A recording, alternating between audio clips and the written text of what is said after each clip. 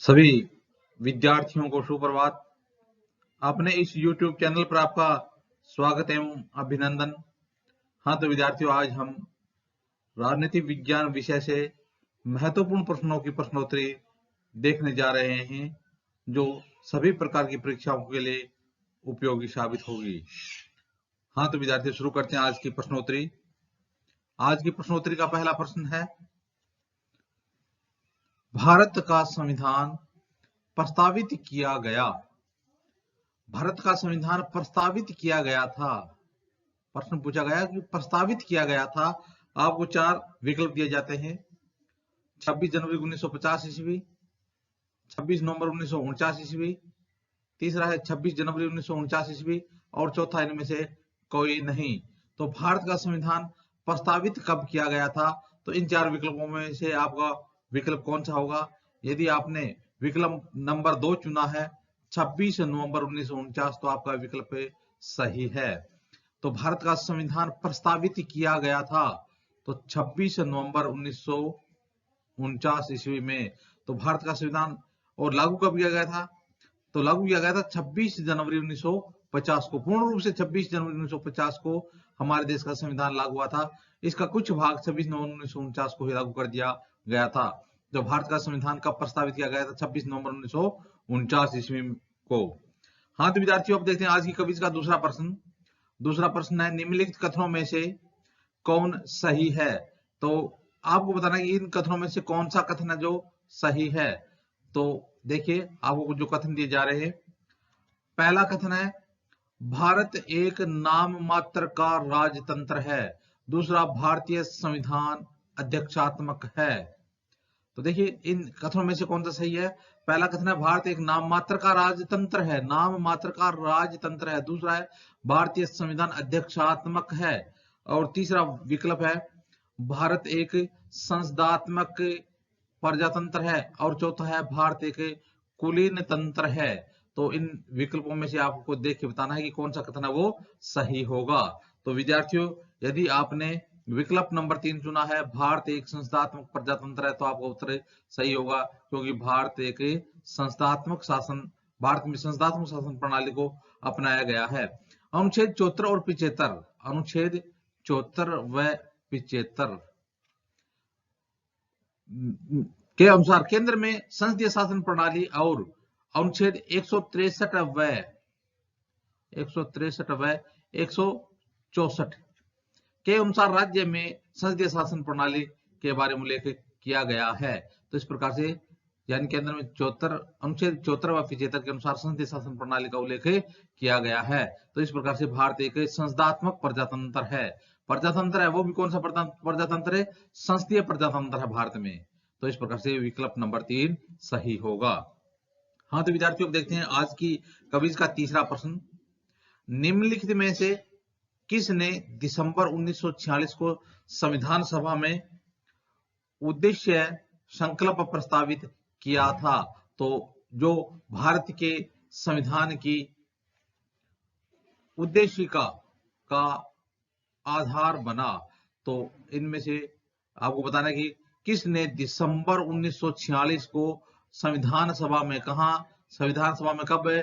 दिसंबर 1946 को उद्देश्य संकल्प प्रस्तावित किया था। तो जो भारत की संविधान की उद्देशिका का आधार बना, तो वो संकल्प प्रस्ताव किसने प्रस्तावित किया था? 1, doctor B R Ambedkar. 2, doctor Rajendra Prasad. विकल्प नंबर 3, पंडित जवाहरलाल नेहरू। और विकल्प नंबर 4, सभी ने। तो इसका उत्तर क्या हो जाएगा? यदि आपने इस प्रश्न का उत्तर, यदि विकल्प नंबर 3 सोचा है, पंडित जवाहरलाल नेहरू, तो आपका उत्तर बिल्कुल सही है, क्योंकि दिसंबर 1946 को संविधान सभा में उद्देश्य संकल्प प्रस्ताव था, वो किसने प्रस्तावित किया था? पंडित जवाहरलाल नेहरू ने 13 दिसंबर 1946 को जो उद्देश्य प्रस्ताव था वो पेश किया था, और 22 जनवरी 1947 को पारित किया गया था। कब पारित किया गया था? 22 जनवरी 1947 को पारित किया गया था, और 13 दिसंबर 1946 को उद्देश्य प्रस्ताव पेश किया गया था। हाँ तो विद्यार्थियों, अब देखते हैं हमारे क्विज का अगला प्रश्न। अगला प्रश्न है, निम्नलिखित कथनों पर विचार कीजिए। आपको इन कथनों पर विचार करना है। तो पहला है, एक व्यक्ति जिसका जन्म 26 जनवरी 1951 को रंगून में हुआ, उसके जन्म के समय उसके पिता भारत के जन्मजात नागरिक थे, उसे अवजनन द्वारा भारत का नागरिक माना जाता है। आपको देखना है कि क्या ये बात सही है, कथन सत्य है क्या, कि एक व्यक्ति जिसका जन्म 26 जनवरी 1951 को कहां हुआ, रंगून में हुआ, लेकिन उसके जन्म के समय उसके जो पिता थे वो भारत के जन्मजात नागरिक थे। कौन है? पिता। उसे अवजनन द्वारा भारत का नागरिक माना जाता है। दूसरा कथन है, एक व्यक्ति जिसका जन्म 1 जुलाई 1988 को ईटानगर में हुआ, उसके जन्म के समय उसकी माता भारत की नागरिक थी, परंतु पिता भारत के नागरिक नहीं थे, उसे भारत का जन्मजात नागरिक माना जाता है। तो ये दो कथन आ गए। अब आपको क्या करना है कि उपयुक्त कथनों में से कौन सा या कौन से कथन सही हैं। तो आपको बताना है कि इनमें से कौन सा या कौन से एक सही है या दोनों सही है, कथन सही हैं। तो देखिए, पहला तो क्या है, जन्म कहां हुआ है? रंगून में। और दूसरे में ईटानगर भारतीय है। तो यह कह रहा है कि जो जिनका जन्म रंगून में हुआ उनके पिता भारत के जन्मजात नागरिक थे, और नीचे बताया गया है कि जिनका जन्म ईटानगर में हुआ उनकी माता भारत की नागरिक थी, परंतु पिता भारत के नागरिक नहीं थे, उसे भारत का जन्मजात नागरिक माना जाता है। उपयुक्त कथनों में से कौन से या सही है? तो देखिए, कथन एक, केवल एक सही है। दूसरा कह रहा है कि दूसरा विकल्प कह रहा है कि केवल दो सही है। विकल्प नंबर 3 कह रहा है 1 और 2 दोनों सही है, और विकल्प नंबर 4 कह रहा है न तो एक सही है और न ही दो सही है। तो विद्यार्थियों, आपने इसका उत्तर क्या समझा, क्या सोचा? यदि आपने इसका उत्तर नंबर 3 विकल्प सोचा है तो आपका विकल्प बिल्कुल सही है। 1 और 2 दोनों सही हैं। 1 और 2 दोनों सही। इसका मतलब कि यानी इसको भी, पहले वाले को रंगून में जिसका जन्म हुआ था उसको भी भारत का नागरिक माना जाता है, और जिनका जन्म ईटानगर में हुआ उनकी माता भारतीय थी लेकिन पिता भारत के नागरिक नहीं थे, उनको भी भारतीय नागरिक माना जाता है। तो देखिए, दोनों को भारत में जन्म के आधार पर नागरिकता मिली। किस आधार पर? जन्म के आधार पर नागरिकता मिल गई दोनों को। क्योंकि देखिए, 26 जनवरी 1950 को वह व्यक्ति जो भारत का मूल निवासी है और 3 में से एक शर्त पूरी करता हो, भारत का नागरिक माना जाएगा। कब? 26 जनवरी 1950। 26 जनवरी 1950 को क्या है कि वह व्यक्ति जो भारत का मूल निवासी है और 3 में से एक जो शर्त पूरी करता है वो भारत का नागरिक माना जाएगा। तो 3 शर्त कौन कौन सी हैं? तो देखिए, पहली शर्त है कि उसका जन्म भारत में हुआ हो, उसका जन्म भारत में हुआ हो। दूसरी शर्त है कि उसके माता पिता में से किसी एक का जन्म भारत में हुआ हो, उसके माता या पिता में से एक का जन्म है भारत में हुआ हो। और तीसरी है, संविधान लागू होने से 5 वर्ष पूर्व भारत में रह रहा हो, यानी जब हमारे देश में संविधान लागू हुआ था उससे पहले वो 5 वर्ष पूर्व भारत में रह रहा हो तो उसे भारत का नागरिक माना जाएगा। तो इस प्रकार से जन्म के आधार पर इन दोनों को भारतीय नागरिकता मिलेगी।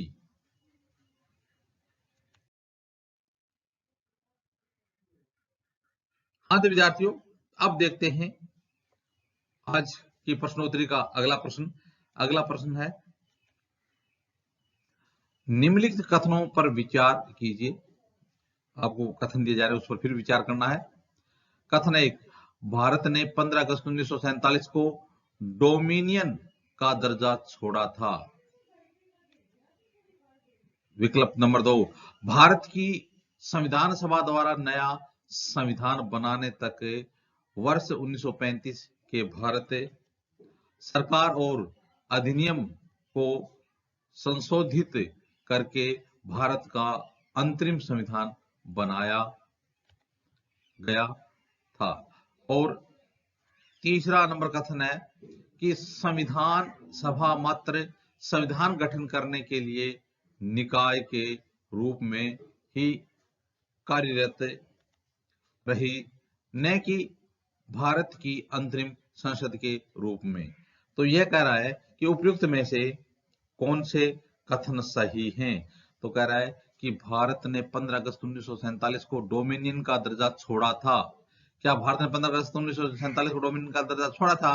दूसरा, भारत की संविधान सभा द्वारा नया संविधान बनाने तक, यानी जब तक हमारा संविधान लागू नहीं हुआ तब तक वर्ष 1935 के भारत सरकार अधिनियम को संशोधित करके ही भारत का एक अंतरिम संविधान बनाया गया था।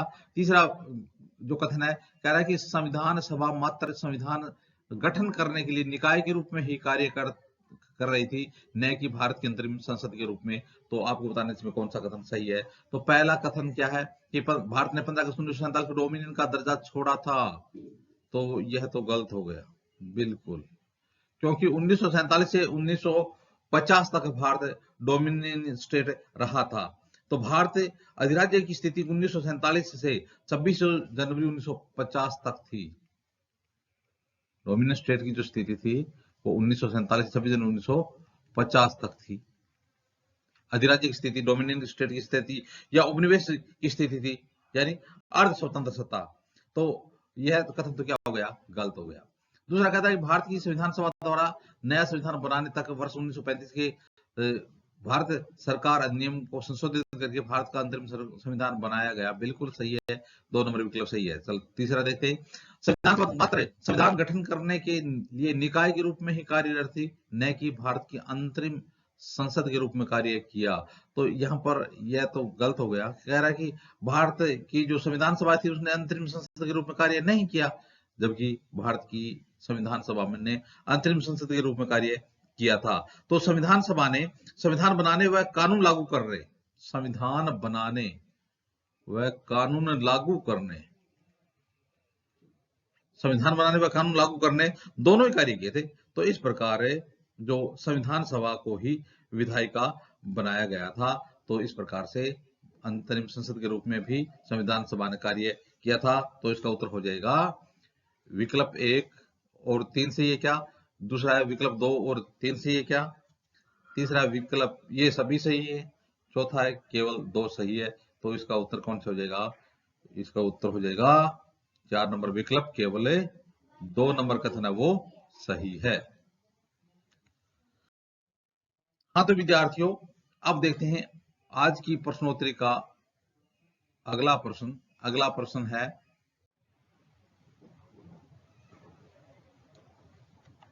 हाँ तो देखिए अगला प्रश्न है, निर्देश निम्नलिखित प्रश्नांश में 2 कथन है, कथन 1 और कथन 2, इन दोनों कथनों का सावधानीपूर्वक परीक्षण कीजिए और इन प्रश्नांशों के उत्तर दिए गए कूट की सहायता से चुनिए। कूट 1, दोनों कथन सही है, और कथन 2, कथन 1 का सही स्पष्टीकरण है। तो देखिए निर्देश दिया गया आपको क्या कि निम्नलिखित प्रश्नांश में 2 कथन हैं, कथन 1 और कथन 2, इन दोनों कथनों का सावधानी पूर्वक आपको परीक्षण करना है। कथन 1 का और कथन दोनों का 2 का सावधानी पूर्वक परीक्षण करना है, और जो प्रश्न के अंश हैं उनके आधार पर उत्तर नीचे दिए गए कूट की सहायता से आपको चुनने हैं। कूट 1, यदि दोनों कथन सही है तो 1 देना है, कथन 2 और कथन 2 कथन 1 का सही स्पष्टीकरण करता है। इसी प्रकार से आगे है 2, दोनों कथन सत्य हैं किंतु कथन 2 कथन 1 का सही स्पष्टीकरण नहीं है। तो इस प्रकार से आपको देखना है। जो कूट 3 है वो केवल कथन 1 सही है, सत्य है, किंतु कथन 2 असत्य है। और कूट नंबर 4 है, कथन 1 असत्य है किंतु कथन 2 सत्य है। तो इस प्रकार से आपको जो कूट दिए गए हैं, तो देखिए कथन 1 है, वर्ष 2003 में भारतीय संसद द्वारा पारित कानून द्वारा 16 देशों में रहने वाले भारतीय मूल के लोगों की दोहरी नागरिकता की स्थिति है 2003 में भारतीय संसद द्वारा पारित एक कानून है, उसके अनुसार 16 देशों, कितने देशों में, 16 देशों में रहने वाले भारतीय मूल के लोगों को दोहरी नागरिकता की स्थिति मिली है, दोहरी नागरिकता मिली है इनको, 16 देश के भारतीय नागरिकों को। तो यह बता रहा है कि कब मिली, 2003 में। तो दोबारा देखना, कथन कह रहा है कि वर्ष 2003 में भारतीय संसद द्वारा पारित कानून द्वारा 16 देशों में रहने वाले भारतीय मूल के लोगों को दोहरी नागरिकता की स्थिति है। कथन 2 कह रहा है कि यह कानून उन्हें आर्थिक कार्यकलापों में भाग लेने, मतदान करने या भारत की विभिन्न विधायी संस्थाओं के लिए चुने जाने के लिए सक्षम बनाता है। तो जो 2000 जो नागरिकता संशोधन अधिनियम 2003 है, यह कह रहा है कि आपको क्या करना है कि जो नागरिकता संशोधन अधिनियम 2003 है, इसमें क्या भारतीय संसद द्वारा पारित कानून द्वारा 16 देशों में रहने वाले भारतीय मूल के लोगों को दोहरी नागरिकता की स्थिति दी गई है। ठीक है। दूसरा कथन कह रहा है कि यह कानून उन्हें आर्थिक कार्यकलापों में भाग लेने के लिए, इसके साथ साथ मतदान करने के लिए, इसके साथ साथ भारत की विभिन्न विधायी संस्थाओं में भाग लेने के लिए और चुने जाने के लिए सक्षम बनाता है। क्या सक्षम बनाता है? तो अब आपको ऊपर वाले कथन में यदि दोनों कथन सही है, एक कथन सही है, वो किस प्रकार से है, तो देखिए यह बात बिल्कुल सही है कि एम.एल. सिंघवी समिति, लक्ष्मी मल सिंघवी समिति की सिफारिश पर प्रथम बार केंद्र सरकार ने नागरिकता संशोधन अधिनियम 2003 नागरिकता संशोधन अधिनियम 2003 में विदेशी भारतीय नागरिकता यानी दोहरी नागरिकता का प्रावधान किया है, बिल्कुल किया है। तो ऊपर वाला बिंदु तो बिल्कुल सही है। क्यों? क्योंकि एम.एल. सिंघवी समिति की सिफारिश पर प्रथम बार केंद्र सरकार ने नागरिकता संशोधन अधिनियम 2003 में विदेशी जो भारतीय नागरिक हैं उनको दोहरी नागरिकता का प्रावधान किया उनके लिए। इसमें प्रवासी भारतीयों को मतदान और चुनाव में भाग लेने का अधिकार नहीं है। बिल्कुल, तो यह गलत हो गया ना, क्योंकि यह कह रहा है कि यह कानून उन्हें आर्थिक कार्यकलापों में भाग लेने, मतदान करने या भारत की विभिन्न विधायी संस्थाओं के लिए चुने जाने के में सक्षम बनाता है। तो इसमें मतदान करने और चुनाव में भाग लेने का अधिकार नहीं है। तो इस प्रकार से इसका उत्तर हो जाएगा कथन नंबर 3, एक सत्य है किंतु 2 असत्य है। तो एक तो सत्य है कथन और दूसरा कथन क्या है, असत्य है। तो इस प्रकार से इसमें 3 नंबर विकल्प सही हो जाएगा। हाँ तो विद्यार्थियों, अब देखते हैं आज की प्रश्नोत्तरी का अगला प्रश्न। अगला प्रश्न है, सुमेलित कीजिए, सुमेलित करना है। सूची 1, भारत के संविधान के उपबंध, और सूची 2, स्रोत कहां से लिया गया है। इधर वाला तो है भारत के संविधान का जो उपबंध है वो, और सूची नंबर 2 है वो बता रहा कि ये स्रोत किस देश से लिया गया है। संविधान संशोधन जर्मनी का संविधान से लिया गया क्या? दूसरा, निदेशक तत्व कनाडा के संविधान से लिए गए हैं क्या? राष्ट्रपति के आपात अधिकार दक्षिण अफ्रीका के संविधान से लिए गए हैं क्या? संघ राज्य संबंध आयरिश संविधान से लिए गए हैं क्या? ये यानी जो सूची 1 और सूची 2 है इनका मिलान करना है और आपको कूट मिलेंगे 1, 2, 3 और 4, 1, 2, 3 और 4। तो देखिए अब यदि इसका हम मिलान करें, पहले विकल्प देखते हैं। पहला विकल्प है 1, 2, 3, 4, दूसरा 1, 4, 2, 3, विकल्प नंबर 3 है 3, 4, 1, 2 और विकल्प नंबर 4 है 3, 1, 4, 2। तो यदि इस प्रकार से जो कूट है उसका मिलान यदि हमें करना हो तो सबसे पहले हमें देखना कि हमें आता क्या है, इसमें सबसे स्पष्ट कौन सा हमें दिखाई दे रहा है। तो देखिए निदेशक तत्व, कौन से निदेशक तत्व कहां से लिए गए? आयरलैंड के संविधान से लिए गए। तो अब 2 में जो 3 विकल्प है वो देखेंगे कौन सा है। तो देखिए 1, 2, 3, 4, तो भारतीय संविधान संशोधन कहां से लिया गया है? निदेशक तत्व कहां से लिए गए? निदेशक तत्व कहां से लिए गए? तो 2 में 4 आना चाहिए। तो इसमें 2 में 2 है, इसमें भी 2 में 4 है और इसमें भी 2 में 4 है। तो फिर और दूसरा देखते हैं। तो एक संविधान संशोधन है वो दक्षिण अफ्रीका के संविधान से लिया गया है। दक्षिण अफ्रीका के संविधान संशोधन है। तो एक में विकल्प 3 कौन सा है?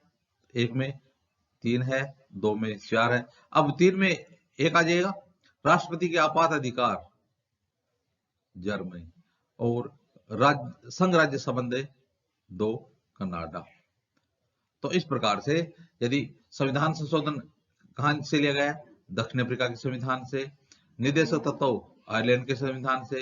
राष्ट्रपति के आपात अधिकार जर्मनी के संविधान से। और संघ राज्य संबंध 2 नंबर विकल्प क्या है? कनाडा। तो कनाडा के संविधान से। तो इस प्रकार से इसमें कौन सा सही हो जाएगा? 3 नंबर सही हो जाएगा। 3, 4, 1 और 2। हाँ तो विद्यार्थियों अब देखते हैं आज के क्विज का अगला प्रश्न। भारतीय संविधान के कौन से भाग में नीति निर्देशक तत्वों का उल्लेख किया गया है? तो आपको बताना है कि भारतीय संविधान के कौन से भाग में नीति निर्देशक तत्वों में उसका उल्लेख किया गया है। वो भाग कौन सा है संविधान का? चौथा है, छठा है, तीसरा है या दूसरा है? तो नीति निर्देशक तत्व कौन से भाग में संविधान के? तो यदि आपने विकल्प नंबर 1 सोचा है तो चौथे भाग में है नीति निर्देशक तत्व। तो आपका उत्तर बिल्कुल सही हो जाएगा, क्योंकि भारतीय संविधान के भाग 4 में अनुच्छेद 36 से 51, भारतीय संविधान के भाग संख्या 4 में अनुच्छेद 36 से 51 तक राज्य की नीति तत्वों को शामिल किया गया है, इसलिए इसमें 1 नंबर विकल्प सही हो जाएगा। तो भारतीय संविधान के कौन से भाग में नीति निर्देशक तत्वों का उल्लेख किया गया है? चौथे भाग में नीति निर्देशक तत्वों का उल्लेख किया गया है। हाँ तो विद्यार्थियों अब देखते हैं आज की क्विज का अगला प्रश्न। आज की क्विज का अगला प्रश्न है, भारत सरकार का प्रमुख विधि अधिकारी कौन होता है?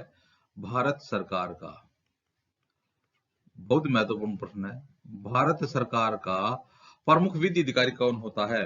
आपको विकल्प मिलते हैं, राष्ट्रपति, विकल्प नंबर 2 मुख्य न्यायाधीश, विकल्प नंबर 3 महान्यायवादी और विकल्प नंबर 4 सभापति। तो भारत सरकार का प्रमुख विधि अधिकारी कौन होता है? तो यदि आपने इसका उत्तर विकल्प नंबर 3 सोचा है महान्यायवादी, तो आपने बिल्कुल सही सोचा है, क्योंकि भारतीय संविधान में अनुच्छेद 76 के द्वारा भारत का महान्यायवादी राष्ट्रपति द्वारा नियुक्त किया जाता है, यानी अटॉर्नी जनरल का जो उल्लेख किया गया है, तो वो भारत सरकार का प्रमुख विधि अधिकारी होता है, यानी महान्यायवादी। कौन होता है? महान्यायवादी, अटॉर्नी जनरल। जो अनुच्छेद है वो 76 बताता है कि राष्ट्रपति के द्वारा इसकी नियुक्ति की जाती है। अब देखते हैं विद्यार्थियों आज की क्विज का अगला प्रश्न, लोकसभा को भंग करने में कौन सक्षम है? बताइए, लोकसभा को भंग करने में कौन सक्षम है? विकल्प नंबर 1 मुख्य न्यायाधीश, विकल्प नंबर 2 राष्ट्रपति, विकल्प नंबर 3 महान्यायवादी और विकल्प नंबर 4 सभापति। तो लोकसभा को भंग करने में कौन सक्षम है? तो यदि विद्यार्थियों आपने इसका उत्तर विकल्प नंबर 2 सोचा है राष्ट्रपति, तो आपने बिल्कुल सही सोचा है कि लोकसभा को भंग करने में कौन सक्षम है?